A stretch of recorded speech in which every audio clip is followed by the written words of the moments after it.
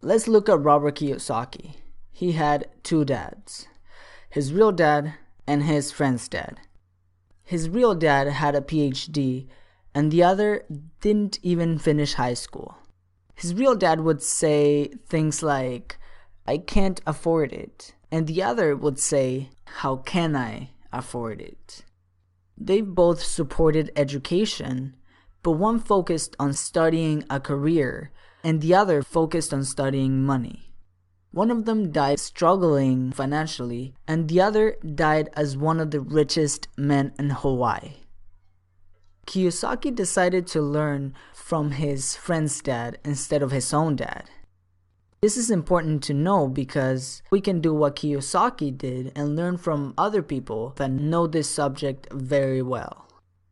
Have you ever heard people say, "Oh, I wish I had more money.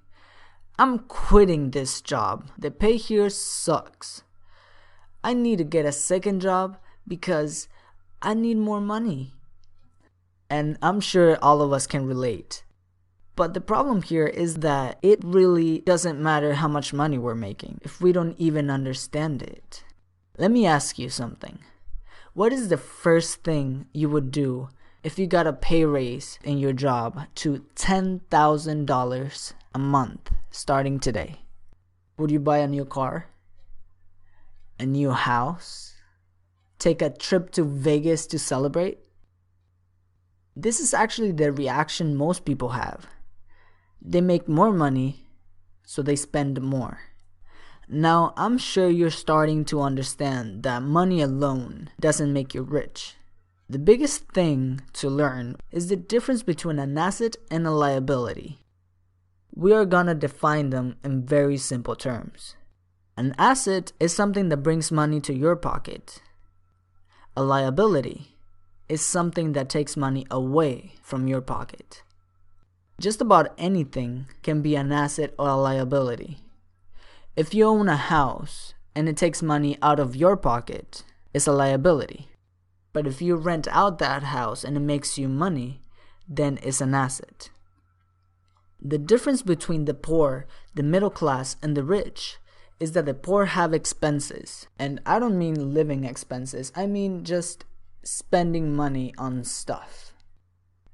The middle class buy liabilities that they think are assets. I'm sure you've heard people say that their home is their largest investment, so they think it's an asset. But yet, their so-called asset costs its owners at least a couple of thousand a month. The rich spend their time and money getting assets, which brings more money. They use that money to buy more assets, which brings more money and buy more assets. That's why the rich get richer and the poor middle class stay the same. And it really doesn't matter how much money you're making. If you have a job and make $10,000 a month and you buy cars and expensive wine bottles and timeshares in Vegas and spend all of your money at the end of the month, you have a poor person mentality.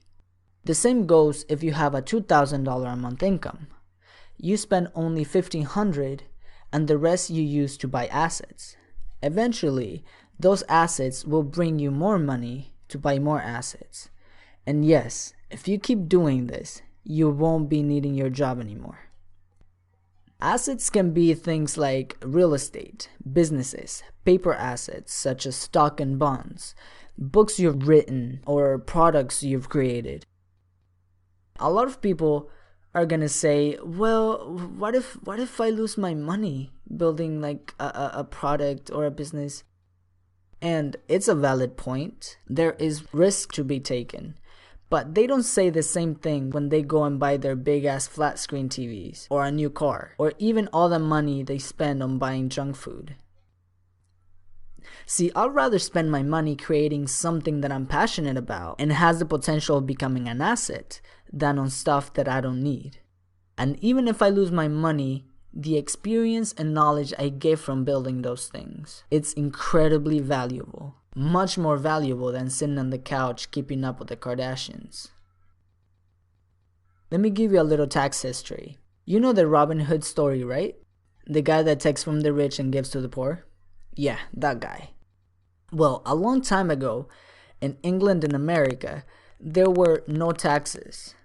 The government would only collect taxes to pay for wars, like the Civil War or the fight against Napoleon. Then the government decided to establish permanent taxes. What you didn't know was that the government told the people that taxes will only punish the rich to be able to help out the poor.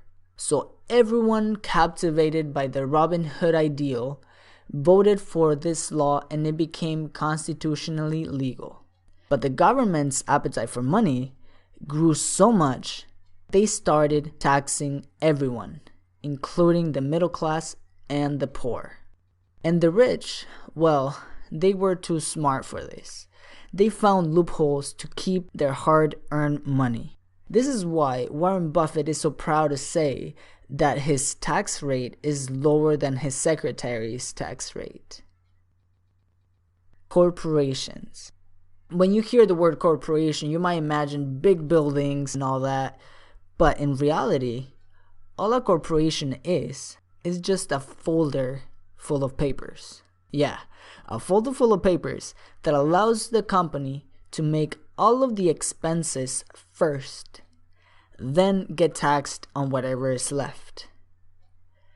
That means that you can spend all of the money you can. Then at the end, you just say, all right, tax me on whatever is left. And that is why the poor and middle class pay so much more in taxes than the rich do. Learn from people that know this subject well.